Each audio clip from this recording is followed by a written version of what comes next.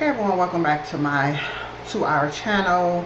I have been gone for, I don't even know how long it's been since I recorded a video or have even worked on the Endo project. So this video is going to be an update and some channel talk and stuff like that. Very brief. I'm gonna merge like 3 different things in here. So where have I been? I have been with my family trying to get myself together. On September 30th of last year, 2013, my mom passed away. And so, yeah, I had to get myself together. Still grieving, still getting over it, still adjusting to my new normal, if you can call it that. It's a process. It's a process. And so my brother, sister, my nephew, my family, we are going through the process of getting used to living with a memory and not the person, if I can say that. So that's where I have been.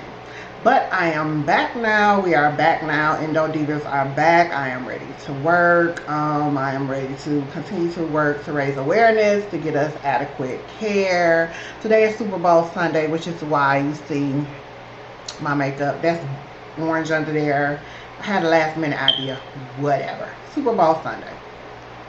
So, channel chat, I will be having more vlogs put up. I will be blogging more. I have so many things that I have written down to blog about and to write about.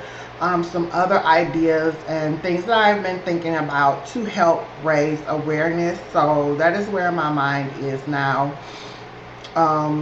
Still battling, still pain, still, you know, the normal endo life, if we can call it normal. Is what I am doing and what I hope to make better for other people. May not happen in my generation, but it may happen for the generation coming behind us. So that is my focus. So anyway, I promised you all, like last year summer, I think, that there will be a part 2 to my Mirena story. And so I'm going to give you a brief part 2 to my Mirena story. And I actually have, and it is washed and sterilized and stuff, I actually have my Mirena, excuse my nails, but yeah, I actually have my Mirena IUD. Disclaimer, you're gonna hear some chirping. My fire alarm is tripping. I took the battery out and it's still chirping. But anyway, this is my Mirena IUD. This is the actual IUD that was in me. Yes, I have it. Because I paid for it, not insurance. I paid for it. I wanted it, and they gave it to me. So on the day that she gave it to me, I had to sign a paper saying I wouldn't try to reuse it or anything. And they put it in this little biohazard bag, and they brought it home. I brought it home. I washed it, sterilized it, all that good stuff, and now I have it. I am going to be framing it and hanging it in my house because it's mine and it's a memory of the hell that I endure or the steps I've taken to try to live with this disease known as endometriosis. So in my previous video, I told you all that when you go in to get the Mirena IUD put in, they put it on this little trigger thing. It's like a slingshot thing, and they kind of fire it into your uterus. Open your cervix up, all the good stuff, fire it into your uterus. I told you that it was painful for me to get it inserted. So the doctors are telling you, oh, it's nothing, it's just an outpatient procedure, no big deal. Bull crap. It hurts. It's uncomfortable. And then you have some cramping and things like that going on after you put it in. Well, my Mirena, like many other endo sisters that I have talked to, my Mirena experience was horrific. I bled for 10 months. When I say I bled for 10 months, I don't mean spotting, stopping, starting, stopping. No, every day, every single day for 10 months, I bled.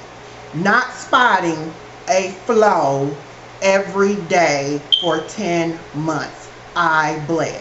Now, when you get the Mirena, they'll tell you, oh, we want you to keep it for at least the first 6 months. Your body has to get used to it. You're going to have some glitches or whatever. Okay, we got to the 6 months, 7th month, 8th month. I was still bleeding. So finally, let me say, this device had me in the emergency room about 2 or 3 times.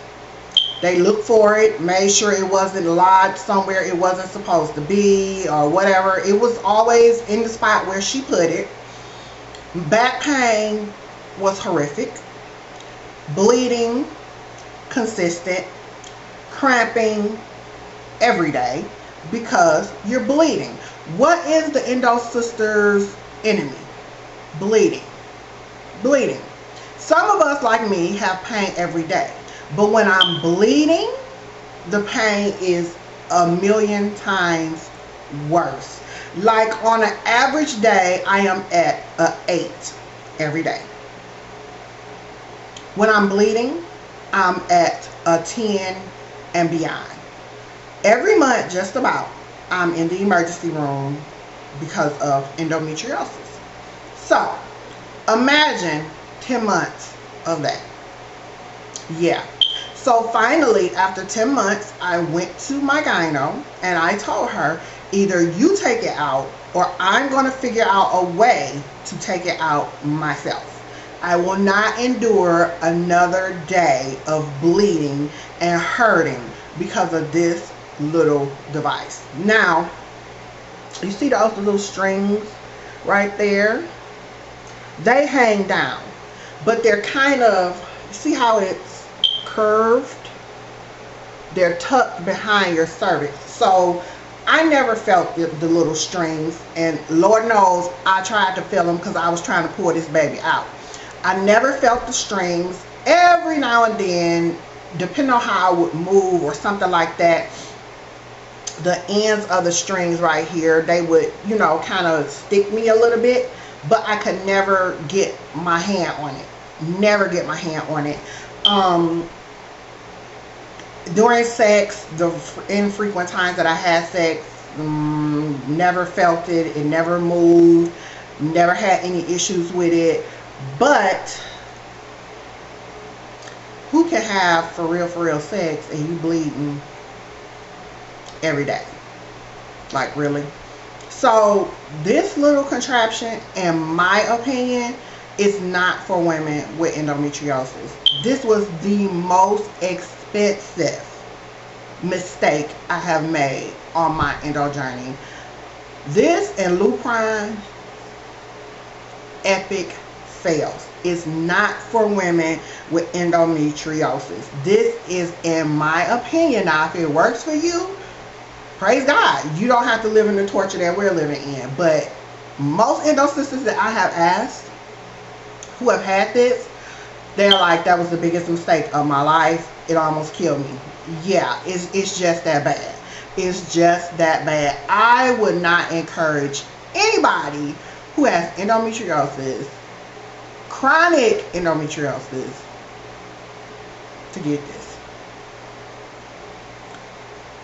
I promise you, in the next vlog, you will see this hanging up somewhere around, if I decide to put it in the background, because this is where I do my beauty channel as well. But this little contraption, this is the Mirena IUD.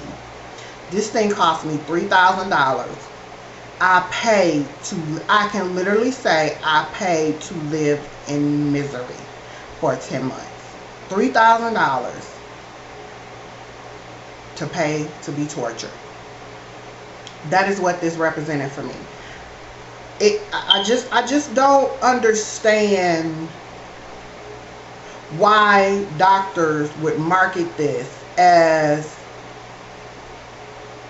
a help or a treatment or intervention for endometriosis knowing that it's going to cause bleeding, knowing that it's going to cause cramping, knowing that it causes all types of complications, why would you give this to a woman who is already battling something?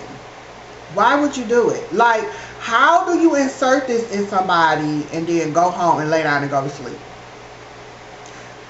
Knowing the complications, even if you don't know what the experience is, you know the complications, you know the side effects that are indicated for this little device. Now, granted, before I got it, I researched it, but when I got it, it was fairly new. It was new. So a lot of people were not talking about it. I did not come across any negatives about it. It was like, yeah, this helped me.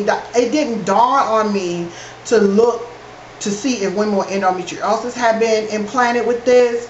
But no, whoever, no, don't do it. I'm telling you from experience, don't do it. Don't do it. You are better off battling the way you are than to introduce. First of all, it's a foreign object going into your body. It's all plastic. It's no, it's all plastic. It bends. It's very flexible, as you can see. It's very flexible. This string is very thin. It's plastic. Does it erode or anything like that? I don't know. I do know it does shift, move, and implant. There's actually a class action lawsuit against the creator, the marketer of this little device right now. So I would say it's not safe. It's not. It's gonna be an exception to everything, and there are some women who have it, who love it, and it works for them. But I have hundreds of endo sisters, and I think maybe 2 people have said that they didn't have any problems out of hundreds, and I've asked repeatedly. And yeah, gynecologists, lay off the Mirena IUD. Lay off of it. It's not for us with endometriosis. Lay off of it, okay? Don't offer it. Don't give it. No. Find a cure. While you spending time doing this, come up with something that for real work. A think tank, a conference, or something. This bull crap right here, no, not for us. Not gonna work. Don't get it. Yeah, I said it. Write me, call me. I don't care. Inbox me. Don't work. No, epic fail. Try again. See, I got upset. But that's it, guys. That's the end of my Mirena journey. You will see this baby hanging up somewhere around here because it's mine and I wanted it. So I will be vlogging, all the other good stuff. I'm happy to be back.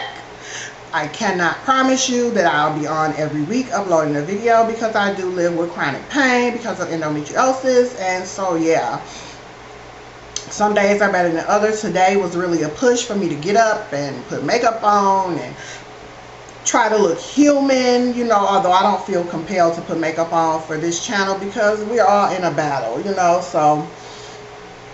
But I promised myself this year that I would try to fight harder. Mom passing away kind of derailed me a little bit, but I'm back and I'm getting myself together and I'm coming back. I'm ready to fight for endometriosis. So yeah, I'll talk to you all in another video.